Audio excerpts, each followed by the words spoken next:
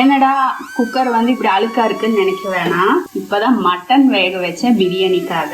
இப்போ நீட்டான குக்கர் நீங்க எடுத்துக்கோங்க. எடுத்துட்டு இதுல கொஞ்சமா 1 டீஸ்பூன் அளவுக்கு எண்ணெய் சேர்த்திரு. இப்போ எண்ணெய் சூடானதும் இதுல நம்ம ஒரு 1/2 கிலோ அளவுக்கு மட்டன் சேர்த்திருக்கோம். இப்போ இதை வந்து நல்ல எண்ணெயில வதக்கி கொடுத்துடலாங்க. அந்த மட்டன்ல இருக்க எண்ணெயில நல்லா பிரிஞ்சு வர வரைக்கும் வேக விட்டுக்கலாம்.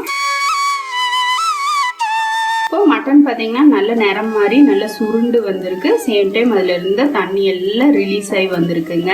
இதுல மட்டனுக்கு தேவையான அளவு உப்பு சேர்த்திடலாம். பார்த்து சேர்த்திக்கோங்க, பத்தாட்டி கடைசியில கூட சேர்த்திக்கலாம். இதோட இஞ்சி பூண்டு விழுது 1 டேபிள் ஸ்பூன் அளவுக்கு சேர்த்திக்கிறேன். ஒரு 1/4 டீஸ்பூன் அளவுக்கு மஞ்சள் தூளும் சேர்த்திடலாம். இதுக்கு வேகறதுக்கு தேவையான அளவு தண்ணி சேர்த்திடலாங்க. இப்போ இதை நம்ம லிட் போட்டு க்ளோஸ் பண்ணி ஒரு 10 விசில் போல விடலாம். 10 விசில் எப்படி கவுண்ட் பண்றது, எப்படி ஃப்ளேம் வைக்கிறது அப்படின்னு பாத்தீங்கன்னா, ஃப்ளேம் ஃபர்ஸ்ட் விசில் வர்ற வரைக்கும் ஹைல வச்சுக்கோங்க. அதுக்கப்புறம் ஃப்ளேமை வந்து நல்ல மீடியம் சிம்ல வச்சுட்டு ஒரு 10 விசில் விட்டுக்கலாம். ஏன்னா இது வந்து ஆடு பாத்தீங்கன்னா கடா ஆடா கொஞ்சம் முத்துன ஆடா இருந்துச்சு. இல்ல உங்களுக்கு சின்ன ஆடா வெட்டி இருக்காங்க அப்படின்னா அதுக்கு தகுந்த போல விசில் வச்சுக்கோங்க. இது என்னோட குக்கர், என்னோட கிச்சனுக்கு நான் இப்படிதான் வச்சிட்டு இருக்கேன். உங்க ஸ்டைல் எதுவோ அந்த அளவுக்கு விசில் வச்சுக்கோங்க. மட்டன் பார்த்தீங்கன்னா நல்லா சாஃப்டா குக் ஆயிருக்கு.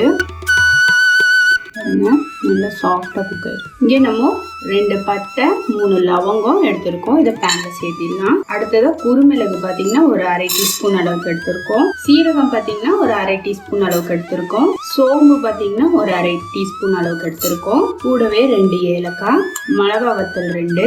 இது எல்லாத்தையும் நம்ம அப்படியே ட்ரை ரோஸ்ட் பண்ணிக்கலாம். நல்ல ஃப்ளேமை வந்து சிம்ல வச்சுட்டு இது போல நம்ம ட்ரை ரோஸ்ட் பண்ணலாங்க. காரம் வேணும்னா இனி கூட ஒரு 2 மிளகாய் வத்தல் சேர்த்திக்கலாம். எனக்கு இந்த அளவுக்கு காரம் போதுங்கிறதுனால நான் 2 மட்டும் சேர்த்திருக்கேன். குருமிளகு கொஞ்சம் கூடுதலாக சேர்த்திருக்கேன். இப்போ ஃப்ளேம் ஆஃப் பண்ணிட்டு மல்லித்தூள் வந்து 1 டீஸ்பூன் அளவுக்கு நான் சேர்த்திக்கிறேங்க. வரமல்லி இருந்தால் இங்கே வரமல்லியும் சேர்த்திக்கலாம். சேர்த்திட்டு அந்த ஃப்ளேம் அந்த பேன் சூட்லேயே அந்த மல்லித்தூளை வறுத்துக்கலாம். இப்போ இதை ஒரு ட்ரை மிக்சர் ஜார்ல பவுடர் ஆக்கிக்கலாங்க. இப்போ இதை பார்த்தீங்கன்னா நம்ம மிக்சர் ஜார்ல போட்டு நல்ல பவுடர் பண்ணி வச்சிருக்கோம். இப்போ இங்க ஒரு பேன் வச்சிருக்கோம். இதுல 1 ஸ்பூன் அளவுக்கு நான் எண்ணெய் சேர்த்திக்கிறேன். இப்போ இதுல கட் பண்ணி வச்சிருக்க வெங்காயத்தை சேர்த்திடலாங்க. இதோட கருவேப்பிலையும் சேர்த்திடலாம். இப்போ இதை வந்து நல்லா சாஃப்ட் ஆகிற வரைக்கும் வதக்கி கொடுத்துக்கலாம். இந்த மட்டன் சுக்கா பார்த்தீங்கன்னா மட்டன் குக்கானா போதும், சிம்பிள் அண்ட் ஈஸியாக குயிக்காக செய்திடலாம். நம்ம இப்போ வெங்காயம் பார்த்தீங்கன்னா சாஃப்ட் ஆயிடுச்சு. ஆல்ரெடி நம்ம மட்டன் வேக வைக்கும் போது இஞ்சி பூண்டு சேர்த்திருக்கோம். இருந்தாலும் இதில் ஒரு 1/4 டீஸ்பூன் அளவுக்கு இஞ்சி பூண்டு விழுது சேர்த்திடலாம். இப்போ இதில் நம்ம வேக வச்சிருந்த இந்த மட்டனை சேர்த்திடலாங்க. இப்போ இந்த வெங்காயத்தோட இந்த மட்டனை நல்லா வறுத்து கொடுக்கலாம். இதில் பச்சை மிளகாய் இருந்ததுன்னா ஒரு பச்சை மிளகாய் வந்து வெங்காயம் வறுக்கும் போது சேர்த்துக்கோங்க. எங்களுக்கு பச்சை மிளகாய் இல்லைனால நான் விட்டுட்டேன். ஆனால் பச்சை மிளகாய் கண்டிப்பாக சேர்க்கணும், ரொம்ப டேஸ்ட் கொடுக்காது. அட்லீஸ்ட் கடைசிலையாவது பச்சையாவது கட் பண்ணி சேர்க்கணும். இப்போ நம்ம அரைச்ச இந்த பொடி 1 ஸ்பூன் அளவுக்கு சேர்த்துக்கலாம். சேர்த்து நல்லா கலந்து விட்டுடலாம். நல்லா இது போல் திருப்பி விடுங்க. இப்போ வேக வச்சு இந்த சாஃப்டா சேர்த்திடலாங்க.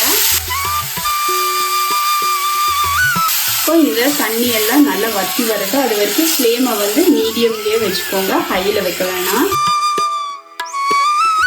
மேலால கொஞ்சமாக குருமிளகு தூள் சேர்த்திக்கிறேங்க. எங்கள் வீட்டில் கொஞ்சம் காரம் பத்தலைன்னு சொல்கிறாங்க.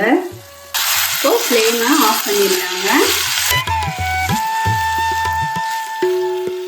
கடைசியாக கொத்தமல்லி தலையை தூவி விட்டுடலாம். பச்சை மிளகாவை கட் பண்ணி சேர்க்க மறக்காதீங்க.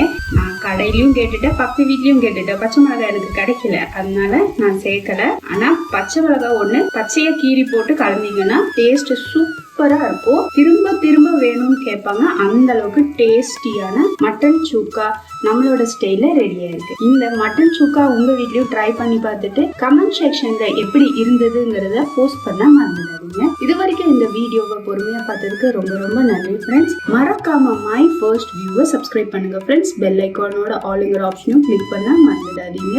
இது வரைக்கும் வீடியோவை பொறுமையா பார்த்ததுக்கு ரொம்ப ரொம்ப நன்றி ஃப்ரெண்ட்ஸ். தேங்க்யூ.